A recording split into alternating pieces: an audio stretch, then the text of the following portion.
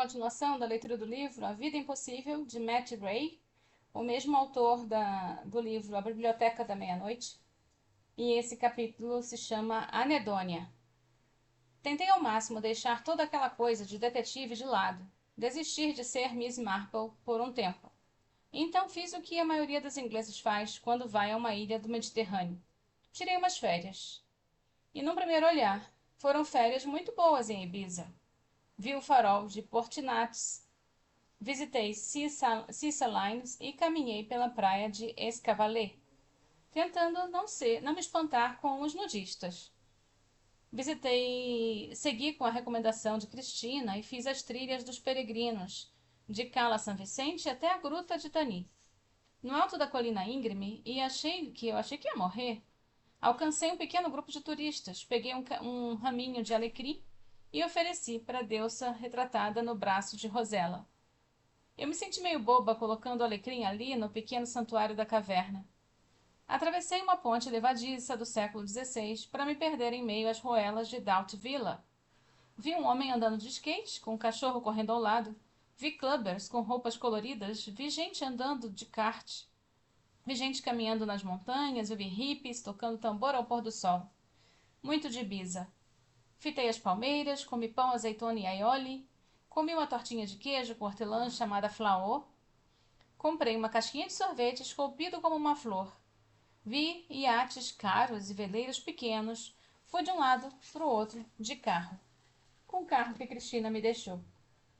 Vi colinas, cavalos, praias, pomares, igrejas, restingas, dunas, grutas, enseadas, falésias, torres de vigia. Vi uma antiga boate dos anos 70 abandonada, coberta de plantas e grafite. Eu vi o imenso relógio de sol da praia deserta de Calalentia.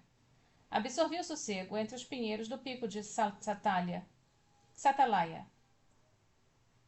Eu vi um martim pescador. Todos os lugares eram lindos. A maioria, ao menos, mas eu me sentia vazia. Era um sentimento conhecido, ou um não sentimento. Anedônia. Eu estava bloqueada. Sabe, o problema era o seguinte, eu acreditava de verdade que não era uma pessoa boa, que merecesse ser feliz. Eu tinha me tornado quem acreditava ser.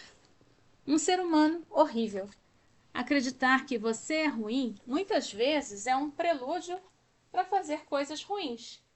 E eu me sentia assim, desde a morte do Daniel, meu marido. Ele tinha morrido num sábado, quando eu não estava onde deveria estar. Eu haveria acabado de assistir o Superman 2 na televisão e saiu na chuva. Ele, querendo que eu levasse ao centro da cidade. O pai dele estava no pub, que era onde ia todo sábado à tarde, naquela época. Mas eu não fui ao centro da cidade, porque estava chovendo e eu não estava afim. Então ele foi de bicicleta, de mau humor, e eu fiquei folheando catálogos de compras. Eu estava procurando um secador de cabelo quando meu filho dobrou a esquina de Rugby Road e deu de cara com um caminhão. No caso, ele era meu filho, Daniel. E fui eu. A culpa foi minha. Podia muito bem não ter acontecido se eu tivesse simplesmente dito: Espera, Daniel, deixa eu pegar o meu guarda-chuva e a gente vai junto nas lojas. E essa culpa entrou na minha alma e me convenceu de que eu tinha um defeito num nível fundamental. E quando você acredita nisso, você age assim, da mesma forma que o super-homem sabe que é ele quem vai salvar as pessoas de caírem nas cataratas do Niágara e, portanto, continua fazendo coisas boas. Eu era aquela que deixou morrer a pessoa que eu mais amava, amava mais que qualquer outra pessoa. Não me entenda mal, a minha capacidade de me culpar vem diante bem do Daniel. Eu sempre fui propensa a isso, mesmo quando criança, na escola católica de St. Cuthbert, com o meu pingente de São Cristóvão. Quando você tem uma infância cercada de santos, é fácil se sentir um pecador. Uma vez uma professora me disse que as suas orações não estão chegando aos seus pais, que queriam um menino. Sempre me trataram como se eu não fosse um bastante para eles, porque eu não era um filho homem. Mas a morte de Daniel solidificou a culpa como a minha característica definidora, algo que eu tinha que carregar para sempre. E assim, alguns anos depois que Daniel morreu, mais décadas atrás, isso, eu fiz outra coisa, fui infiel e nunca contei para ninguém sobre isso, muito menos para o Carl, meu marido. E depois que ele morreu, a culpa só aumentou. Aidan Jenkins, ou Sr. Jenkins, O professor de história, de antes do seu tempo, depois de se divorciar, ele flertava comigo na sala dos professores, no estacionamento, nos corredores da escola. Ele sentiu o caos dentro de mim. Sentiu que eu estava num turbilhão constante e que, com um empurrão certo, podia ir para qualquer lugar. E eu flertei de volta, então foi tão emocionante quanto terrível. E quanto mais eu me repreendia por ser uma pessoa ruim, mais eu me aproximava de ser uma pessoa ruim. Até que houve um momento fatídico em que esbarramos um no outro, num almoxarifado. E foi aí que tudo começou. Viramos criaturas clandestinas, fazendo algo indizível, em meio a pilhas de cadernos de exercício, fileiras de grampeadores e cópias sobressalentes de A Longa Jornada de Admirável Mundo Novo. E depois aconteceu de novo.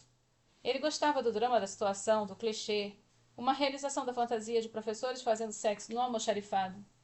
O papel passaria a ter cheiro de pecado para todo sempre. Eu não tenho desculpas verdadeiras, só sentimentos. O poeta espanhol Federico Garcia Lorca escreveu que calar e queimar por dentro é o maior castigo que a gente pode se impor. E naquele breve momento da minha vida de casada, eu estava queimando por dentro.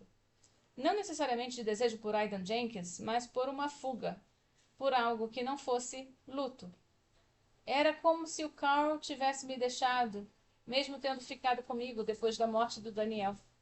Às vezes ele me culpava, sabe? Era como se houvesse uns 15 mil quilômetros entre a gente. Mesmo quando estávamos no mesmo sofá, eu precisava de ar, de alguma coisa, qualquer coisa que não fosse aquela mesmice solitária. E o Aidan estava solteiro, era bonito, e quando falava, a sua voz reverberava pelo meu corpo. E eu a sentia na pele. Sentia algo elétrico e emocionante. Ele também foi muito direto nos sinais. Eu era egoísta, estava deprimida e não conseguia lidar com o peso das coisas. Então eu agi feito uma idiota. Estou dizendo que tudo isso para ajudar você. Às vezes, para sermos úteis, temos de abrir mão do desejo de que as pessoas gostem de nós. Então eu estou aqui para dizer o seguinte: eu gosto de você. Você foi um bom aluno. Sempre foi gentil comigo e com os colegas da turma. Lembro que você tinha um misto de autoconfiança e docilidade. Você nunca teve medo de levantar a mão quando sabia a resposta, e não hesitou quando a turma toda riu do queridinho da professora enquanto recitava pi, até a 30ª casa decimal. Mas você também tinha humildade, você abaixava a cabeça, pedia desculpas quando não precisava, se desculpava por coisas que nem tinha feito. Eu sempre acho interessante quando as pessoas fazem isso. É como uma admissão de que todos do mundo são um pouco culpados por tudo. O seu e-mail foi sincero e eu quero que você saiba que eu gosto de você o suficiente para não precisar de você, que você goste de mim também. Então eu quero ser honesta com os meus erros para ajudar você a perdoar os seus. Você escreveu no e-mail que decepcionou a sua namorada e que ela terminou com você. Foi um comentário meio vago, mas que também me disse tudo. É difícil ser jovem e ter defeitos, ainda mais na era do julgamento. É lógico que todas as eras são eras de julgamento, pois seres humanos permanecem humanos, e é só que arrastamos os julgamentos feito móveis, quando queremos fazer com que um cômodo pareça maior, mudando a estrutura da organização dos móveis. A única coisa boa de ter arrependimentos é que não julgo mais os outros com tanta severidade. Cada pessoa neste planeta é um contexto, e nunca dá para ver completamente as circunstâncias deste contexto. Todos nós somos um mistério, até para nós mesmos. Este mundo pode nos brutalizar de inúmeras maneiras, não apenas as óbvias. Uma vez pode parecer inteligente, bem-sucedida, com sua gravata, um sorriso, uma vida brilhante, uma educação sofisticada, mas ainda ouvir os abusos do pai distante berrando no seu ouvido, enquanto bebe, joga ou transa para esquecer a dor, incapaz de interromper o ciclo. Eu estou aqui para dizer a você que em algum momento todo mundo, e digo todo mundo mesmo, decepciona alguém. Pode não ser de forma tão dramática quanto eu naquele almoxarifado, mas tem 1 milhão de outras maneiras. Na verdade, no entanto, eu sinto que sou especialmente culpada. Não só me sinto irresponsável pela morte do nosso filho, mas eu fui infiel ao único homem que amei. O Cal. Enfim, nunca mais me permiti prazer depois desse caso, ou mesmo durante ele. Eu decidi que tinha esgotado na minha cota.